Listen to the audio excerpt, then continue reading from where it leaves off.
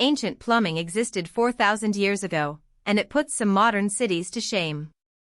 The Indus Valley city of Mohenjodaro had flushing toilets, covered sewers, and public baths before Egypt even finished the pyramids. Every house connected to a drainage network engineered with precise slopes. Then, around 1900 BCE, the entire civilization vanished.